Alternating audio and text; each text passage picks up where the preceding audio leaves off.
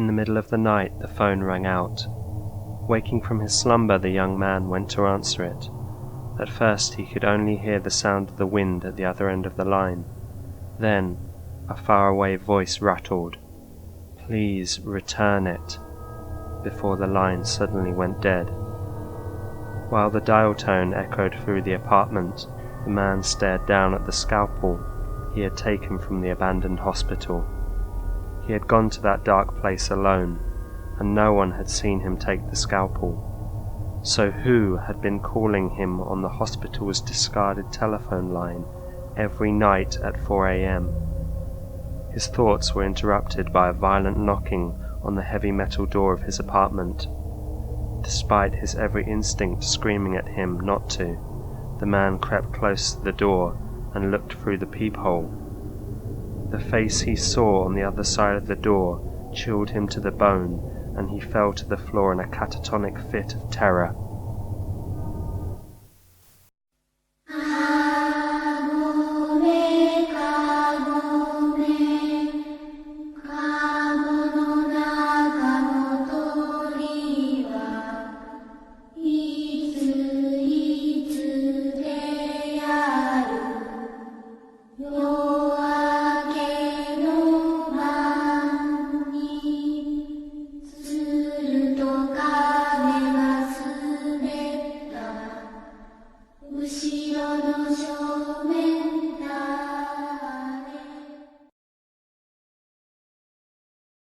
In Hokkaido Prefecture, Otaru City, there was once a small abandoned hospital in which ghosts were rumored to reside.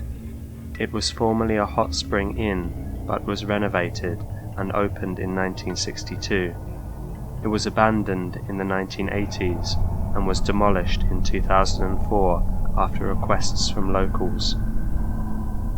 As in the West, ghosts in Japan are classified into various kinds, among which the most numerous are the ones known as the fuyure, or wandering ghosts.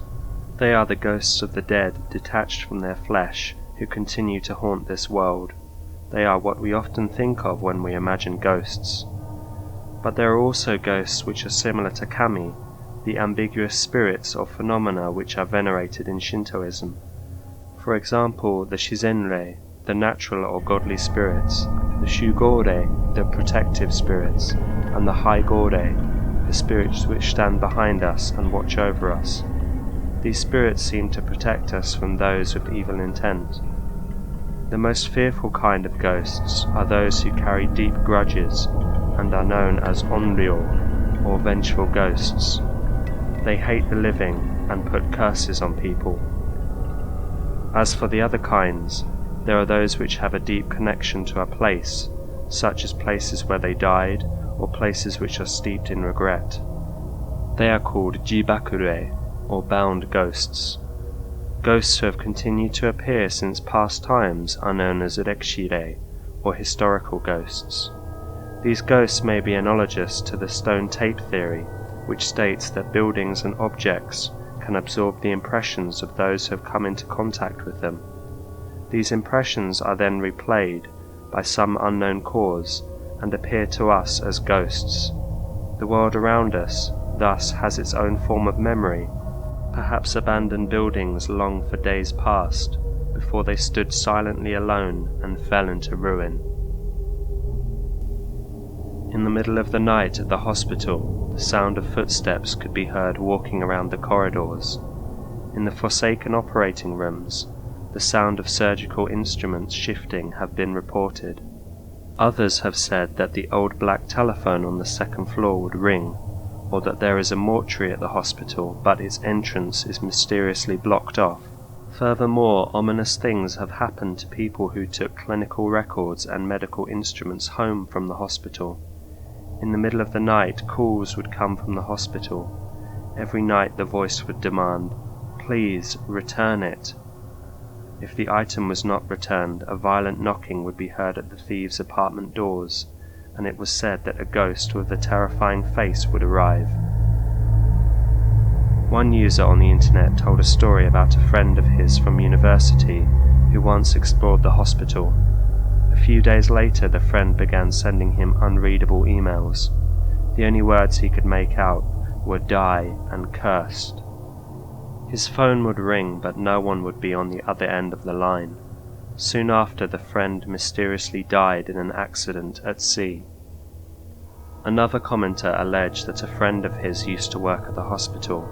The hospital had a room provided for staff to take rests in. His friend would often have terrifying experiences in that room.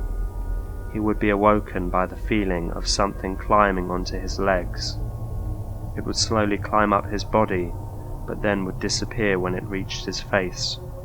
He heard dismembered voices in the operating room and the wind blowing around inside the hospital.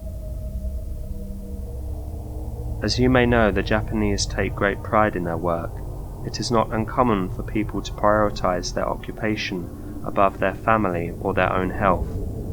Is it not unlikely, therefore, that even in death some people never cease working, lulled into a silent, tireless repetition of their living days?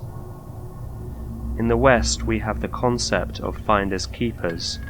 If you find something important, seemingly discarded, you are lucky, and the unfortunate former owner ought to be more careful.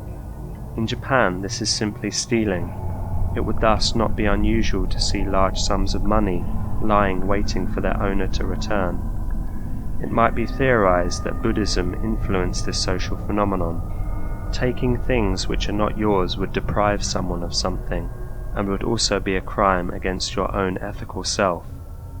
On the other hand, it may just be one way in which the Asian group dynamic thinking differs from the individualist thinking of Western countries. Therefore, we should not enter abandoned buildings, because they have owners, even owners who may now be dead. This has led to a great number of ruins accumulating in Japan, because the owners cannot be identified, and therefore the buildings cannot be taken down. Some of those who have explored the hospital broke holes in the walls in order to access boarded up rooms. Some wrote things like, "Kill me already," or "I want to die," on the walls. This was a very rash action to take in a supposedly haunted place. Taking mementos home from paranormal places will incite the wrath of spirits and bring curses upon yourself. We would be wise to heed the motto of cave divers: take only pictures, leave only footprints.